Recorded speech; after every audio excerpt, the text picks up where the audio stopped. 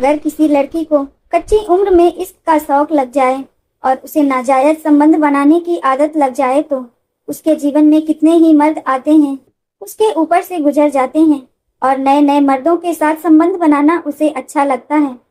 ऐसी ही एक लड़की थी रश्मि, जिसकी कहानी आज हम आपको सुनाएंगे। इस वीडियो को अभी लाइक कर दीजिए और अगर आप हमारे चैनल क्राइम स्टोरी दुनिया पर नए हैं तो चैनल को सब्सक्राइब करना ना भूलें। साथ ही कमेंट में बताएं कि आप ये वीडियो कहां से देख रहे हैं। रश्मि और मनोज की पहली मुलाकात ही उनके बीच आकर्षण पैदा कर गई। चंद दिनों में ही दोनों के दिलों में चाहत का रंग भर गया। वे एक ही फैक्ट्री में काम करते थे और वहां मिलते रहते थे। जब फैक्ट्री में भी मन नहीं भरता था तो वो बाहर मिलना शुरू कर दिए। मनोज को रश्मि की याद इतनी सताने लगी कि वो किसी न किसी बहाने से रश्मि के घर आने लगा।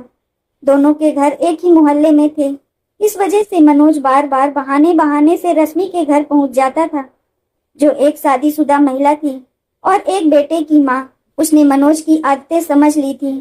जब रश्मि के पति सोनू ने देखा कि मनोज बार बार उनके घर आता है तो उसने रश्मि से पूछा कि ये आदमी बार बार हमारे घर क्यों आता है।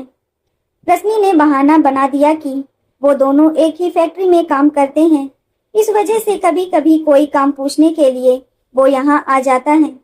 मनोज का आना जाना बढ़ गया और वो सोनू के साथ दोस्ती करने लगा। अब मनोज अपनी कमाई का ज्यादातर हिस्सा सोनू पर खर्च करने लगा। दोनों साथ में बैठकर पीते और खाते पीते रहते, लेकिन मनोज को रश्मि से मिलने का मौका नहीं मिल पा रहा था। इसी वजह से मनोज के भाई विनोद ने उसे समझाया कि रश्मि के घर जाना छोड़ दे, क्योंकि सोनू की मानसिकता ठीक नहीं है और वहां उसे नुकसान उठाना पड़ सकता है। लेकिन मनोज नहीं माना और इसके परिणाम स्वरूप उसका भाई उसे घर से निकाल देता है। जब मनोज को घर से निकाल दिया गया तो रश्मि और सोनू ने उसे अपने घर में जगह दे दी। मनोज उनकी मदद करता था। सोनू को रश्मि और मनोज की प्यार की सच्चाई पता नहीं थी। सोनू और रश्मि ने मनोज को अपने साथ रखा, यह सोचकर कि वो उनकी मदद करने वाला दोस्त है। अब रश्मि के बारे में जानते हैं। रश्मि कानपुर की रहने वाली थी और जूही के रतपुरा की थी। 18 साल की उम्र में वो हवा में उड़ने लगी थी। उसे लगता था कि कोई राजकुमार आएगा और उसे ब्याह कर ले जाएगा। उसकी नजर एक खूबसूरत और मजबूत युवक वेदी पर पड़ी, जो उसके मोहल्ले में आया जाया करता था। वेदी एक कुख्यात बदमाश था और उसके खौफनाक कृत्यों के कारण लोग उससे डरते थे। रश्मि ने जब उसे देखा तो वो उसकी ओर आकर्षित हो गई। अब दोनों की प्रेम कहानी गांव में चर्चित होने लगी थी। जब गांव वालों को ये खबर मिली कि रश्मि एक बदमाश के साथ प्रेम संबंध बना रही है तो रश्मि के पिता के पैरों तले से जमीन खिसक गई। उन्होंने बेटी को समझाने की बहुत कोशिश की, लेकिन रश्मि नहीं मानी। उसने कह दिया कि अगर मैं शादी करूंगी तो केवल वेदी के साथ ही करूंगी, नहीं तो आत्महत्या कर लूंगी। जब बाप ने देखा कि बेटी मानने के लिए तैयार नहीं है तो उसने उसकी शादी के लिए लड़का देखना शुरू कर दिया। जब वेदी और रश्मि को ये बात पता चली कि उसके पिता शादी के लिए लड़का ढूंढ रहे हैं तो उन्होंने एक प्लान बनाया। वेदी ने रश्मि को समझाया कि वो अपने घर से जरूरी सामान और कपड़े लेकर उसके घर आ जाए और वे दोनों शादी कर लेंगे। रश्मि ने ऐसा ही किया। एक रात बिना बताए अपने माता पिता के सामान और कुछ गहने लेकर वह वेदी के घर पहुंच गई। रश्मि के माता पिता की इतनी हिम्मत नहीं थी कि वह अपनी बेटी को वेदी के घर से वापस ले आते, इसलिए वेदी और रश्मि पति पत्नी की तरह रहने लगे और इसी तरह रहते हुए 4 साल बीत गए। उनके यहाँ 2 बच्चे, एक लड़का और एक लड़की भी पैदा हो गए थे। एक दिन वेदी की सब्जी मंडी में गैंगवार हो गई और उसका किसी ग्रुप से झगड़ा हो गया। इसी झगड़े में वेदी मारा गया और उसकी हत्या हो गई। वेदी की हत्या के बाद रश्मि अकेली रह गई। वो अपने सास ससुर के साथ रहने लगी और इसी तरह 2 साल का समय बीत गया। 2 साल बाद सोनू, जो वेदी का दूर का रिश्तेदार था, उस घर में आने जाने लगा। सोनू की भी आपराधिक मानसिकता थी और जब उसने रश्मि को देखा तो भले ही रश्मि 2 बच्चों की मां हो चुकी थी, लेकिन उसकी खूबसूरती और गठीली बदन को देखकर सोनू फिदा हो गया। रश्मि ने कम उम्र में नाबालिग अवस्था में घर से भागकर वेदी के साथ शादी कर ली थी, लेकिन उसकी उम्र ज्यादा नहीं थी और उसने अपना ध्यान इस तरह से रखा था कि कोई भी उसे आकर्षित पाए। जब सोनू ने अपनी मन की बात रश्मि से की तो रश्मि को भी अच्छा लगा और उसने सोनू के साथ अपनी जिंदगी बिताने का मन बना लिया। इसके बाद उसने अपने दोनों बच्चों और सास ससुर को छोड़कर सोनू के साथ भाग गई और मंदिर में जाकर शादी कर ली। अब सोनू और रश्मि पति पत्नी की तरह रहने लगे और उनके यहाँ एक बेटा भी हुआ। रश्मि अब अपना घर चलाने के लिए एक फैक्ट्री में काम कर रही थी। फैक्ट्री में काम करते करते उसकी नजर मनोज पर पड़ी। वह मनोज के प्यार में पागल हो गई थी और सोनू में उसे कोई दिलचस्पी नहीं रह गई थी। मनोज के साथ समय बिताने के बाद रश्मि ने सोनू को नजरअंदाज करना शुरू कर दिया। मोहल्ले में ये बात फैल गई कि रश्मि और मनोज के बीच कुछ चल रहा है। जब सोनू को ये अफवाहें सुनाई दी तो उसे यकीन नहीं हुआ कि उसका दोस्त और पत्नी ऐसा कर सकते हैं। हालांकि उसे शक था और उसने अपने शक को यकीन में बदलने के लिए एक योजना बनाई। सोनू ने कहा कि वह 2 दिन के लिए बाहर जा रहा है और रश्मि को बताया कि वो बच्चे का ख्याल रखे। लेकिन असल में सोनू घर से बाहर नहीं गया। उसने अपने शक की पुष्टि के लिए योजना बनाई थी। सोनू चुपके से घर आया और अपने कमरे की झिरी से देखा। उसने देखा कि रश्मि और मनोज दोनों एक दूसरे के साथ नग्न अवस्था में थे और गहराई से जुड़े हुए थे। यह दृश्य देखकर सोनू का शक यकीन में बदल गया। वह गुस्से से भरा हुआ था और उसने दरवाजे पर जोर से लात मारी और कहा, या तो दरवाजा खोल दो वरना मैं दरवाजा तोड़ दूंगा। मनोज और रश्मि ने दरवाजे की ओर ध्यान दिया और अंदर हलचल मच गई। कुछ समय बाद दरवाजा खोला गया और दोनों मनोज और रश्मि सर झुकाए हुए खड़े थे। जब सोनू ने मनोज से पूछा, तू मेरा दोस्त होकर मेरे साथ ऐसी गद्दारी कैसे कर सकता है, तो मनोज ने सर झुकाकर माफी मांगते हुए कहा, भाई मैं अपनी गलती मानता हूँ, मुझसे बड़ी भूल हो गई, मुझे माफ कर दे। सोनू का चेहरा गुस्से से तमतमा रहा था, लेकिन वो खुद को शांत रखने की कोशिश कर रहा था।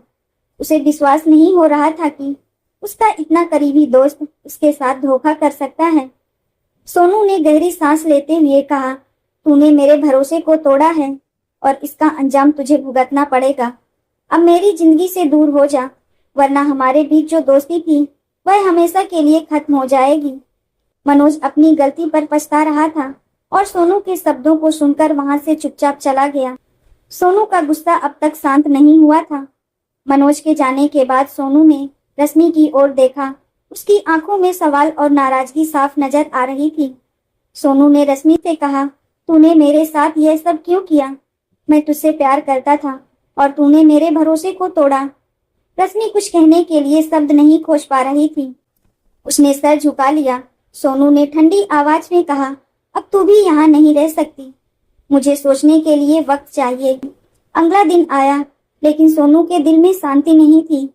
वह अपने ही विचारों में उलझा हुआ था। हालांकि उसने खुद से एक योजना बनाई। उसने रश्मि से कहा, तू मनोज को बुला और उससे कह कि मैंने तुम्हें माफ कर दिया है। उसे वापस बुला ताकि वह फिर से यहाँ आ सके, लेकिन जब वह लौटेगा तो मुझे अपनी अगली चाल चलनी है। रश्मि यह सुनकर घबरा गई। वह मनोज से सच्चा प्यार करने लगी थी और अब उसकी सुरक्षा के लिए चिंतित थी। वह जानती थी कि अगर उसने सोनू की बात मानी तो मनोज मुसीबत में पड़ सकता है। रश्मि के दिल में संघर्ष था, एक तरफ सोनू का दबाव और दूसरी तरफ मनोज के प्रति उसकी सच्ची मोहब्बत। वह अब खुद को और मनोज को इस उलझन से बचाने के लिए कोई रास्ता ढूंढने की कोशिश कर रही थी। रश्मि अब पूरी तरह से सोनू से दूरी बनाकर मनोज के साथ भागने की योजना बना चुकी थी। जब उसने सोनू की खतरनाक योजना के बारे में सुना तो वह घबरा गई, लेकिन अपने डर को अपने चेहरे पर नहीं आने दिया। अगले दिन फैक्ट्री पहुंचते ही उसने मनोज से सारी बात बता दी। उसने कहा, मनोज अब तुम्हें यहाँ से जल्दी निकलना होगा। सोनू तुम्हारी जान लेने की साजिश रच रहा है। अगर तुम भागोगे नहीं तो कल तक तुम जिंदा नहीं रहोगे। मनोज इस बात से सन्न रह गया। वह सोनू से ऐसी हरकत की उम्मीद नहीं कर रहा था। तुरंत फैसला लेते हुए वह उसी दिन गांव वापस चला गया जहां उसका बचपन बीता था। अगले दिन जब सोनू घर लौटा, उसने रश्मि से पूछा, मनोज कहाँ है? तुमने उसे क्यों नहीं बुलाया? रश्मि ने नजरें झुकाते हुए जवाब दिया, वह तो उसी दिन गांव भाग गया था जिस दिन ये सब कुछ हुआ था। सोनू का शक यकीन में बदल गया। उसे लगा कि रश्मि ने ही मनोज को भगाने में उसकी मदद की है और उसकी योजना का खुलासा कर दिया है। वह गुस्से में पागल हो गया। उसकी आंखों में जलन और चेहरा लाल हो गया। वह रश्मि पर बरस पड़ा। तूने ही मनोज को भगा दिया और मेरी साजिश का उजागर कर दिया। तूने मेरी पीठ में छुरा भोंका है। वह अब और भी ज्यादा शराब पीने लगा और उसका गुस्सा दिन ब दिन बढ़ता जा रहा था। रोज रात को वह शराब के नशे में घर आता और रश्मि पर चिल्लाता, उसे गालियां देता और उसके साथ बुरा व्यवहार करता। रश्मि इन सब से तंग आ चुकी थी। उसकी जिंदगी जैसे मानो नरक बन चुकी थी। वह रोज सोनू के गुस्से का शिकार होती, लेकिन अब उसके पास कोई रास्ता नहीं बचा था। आखिरकार उसने एक दिन मनोज को फोन किया और कहा, मनोज, अब मैं और नहीं सह सकती। सोनू रोज शराब पीकर मुझे मारता पीटता है, मुझे गालियां देता है। मैं अब और नहीं जी सकती उसके साथ। मैं तुम्हारे पास गांव आ रही हूँ, मुझे बचा लो। मनोज ने उसकी बातों को ध्यान से सुना और शांत आवाज में कहा, रश्मि, यहाँ हालात बहुत खराब हैं। मेरे पास खुद को संभालने के लिए भी कुछ नहीं है। मैं तुम्हें यहाँ नहीं ला सकता। यहाँ तो मेरी 2 वक्त की रोटी का भी ठिकाना नहीं है। अगर तुम यहाँ आओगी तो हमारी जिंदगी और मुश्किल में पड़ जाएगी। बेहतर यही है कि तुम कुछ दिन और सह लो। मैं कोई मौका देखकर तुम्हें वहां से निकाल लाऊंगा। रश्मि को मनोज की बात सुनकर गहरा धक्का लगा। वह टूट चुकी थी। अब उसे समझ आ गया था कि मनोज भी उसे बचाने में सक्षम नहीं था। उसने भारी मन से फोन काट दिया और हालात से समझौता करने का फैसला किया। रात को सोनू जब शराब के नशे में धुत होकर घर आया तो रश्मि उसके पास गई और माफी मांगते हुए बोली, सोनू, मुझसे बहुत बड़ी गलती हो गई थी। मैंने मनोज के चक्कर में बहक कर तुम्हारे साथ बेवफाई की। इसका मुझे एहसास हो गया है। मैं मनोज से कोई रिश्ता नहीं रखना चाहती।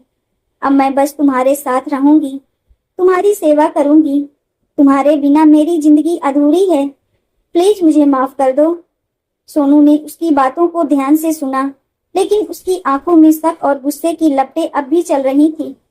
उसने बिना कुछ कहे रश्मि की तरफ देखा और फिर शराब का गिलास उठाकर पीने लगा।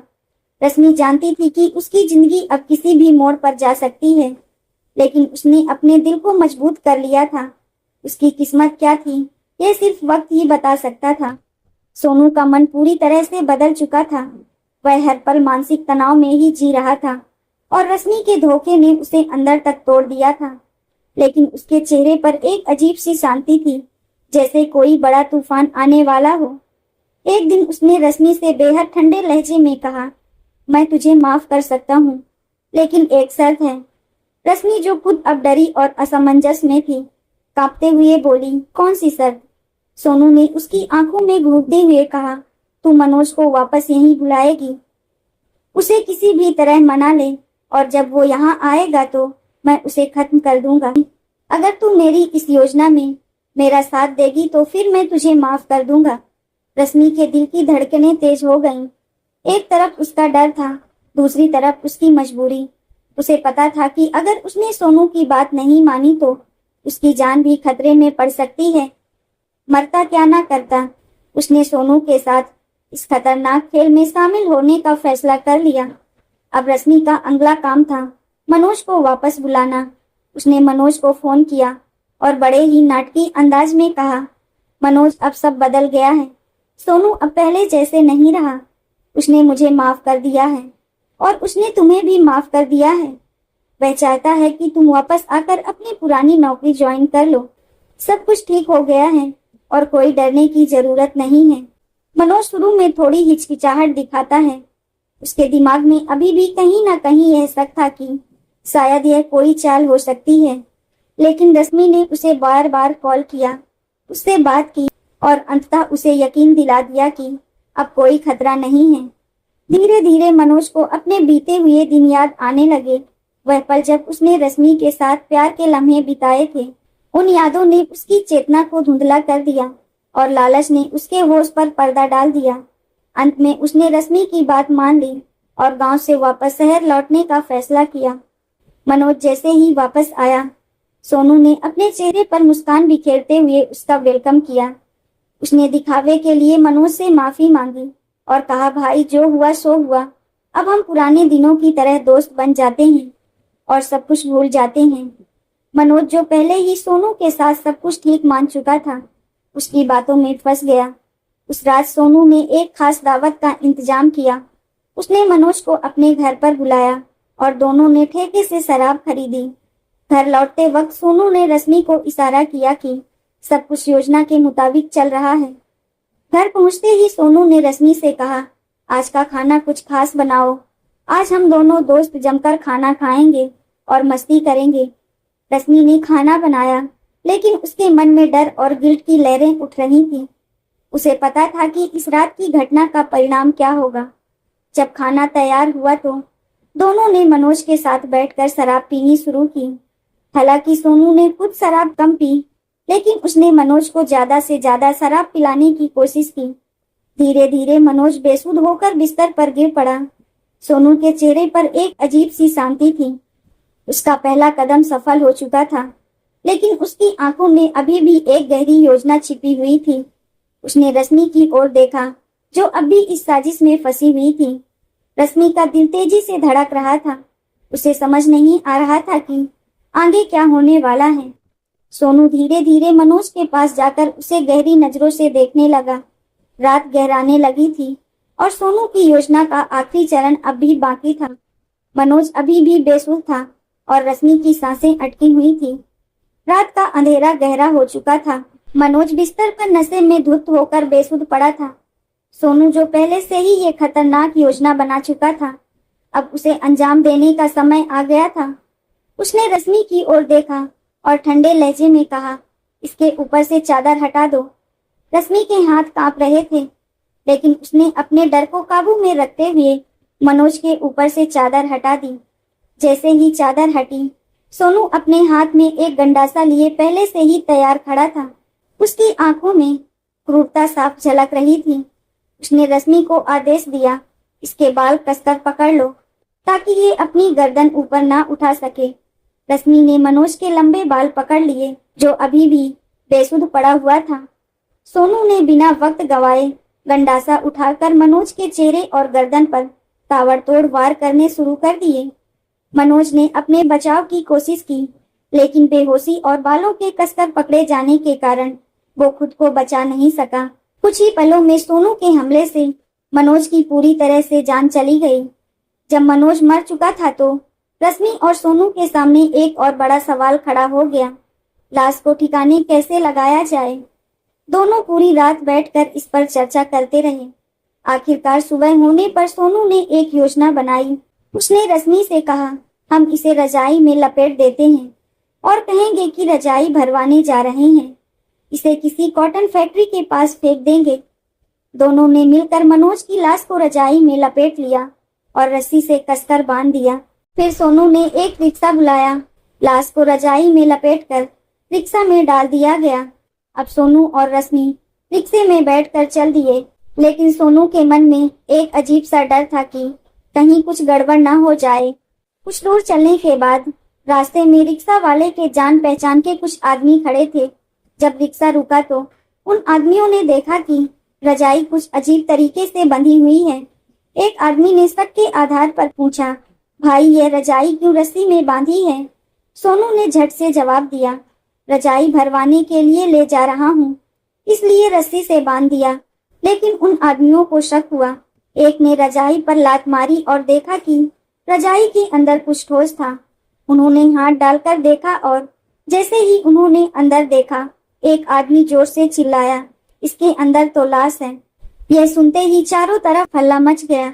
लोग इकट्ठा होने लगे। मौके का फायदा उठाते हुए रश्मि वहां से चुपचाप भाग निकली, लेकिन सोनू को लोगों ने पकड़ लिया और उसकी धुनाई शुरू कर दी। जल्द ही किसी ने पुलिस को भी फोन कर दिया। पुलिस मौके पर पहुंची, लाश को बरामद किया और सोनू को गिरफ्तार कर लिया। थाने में जब सोनू से पूछताछ हुई तो उसने अपनी सारी कहानी बयां कर दी, कैसे पत्नी रश्मि के साथ मिलकर इस खौफनाक साजिश को अंजाम दिया था। इस तरह एक खतरनाक योजना अपने अंजाम तक पहुंची, लेकिन दोनों अपराधियों का अंत भी वही हुआ जहां से यह शुरू हुआ था। अपराध की दुनिया के अंधेरे में अगर आपको यह कहानी पसंद आई हो तो हमारे चैनल को सब्सक्राइब करना ना भूलें ताकि आपको ऐसे ही दिलचस्प किस्से और भी मिलते रहें। इस वीडियो को लाइक और शेयर जरूर करें। राधे राधे।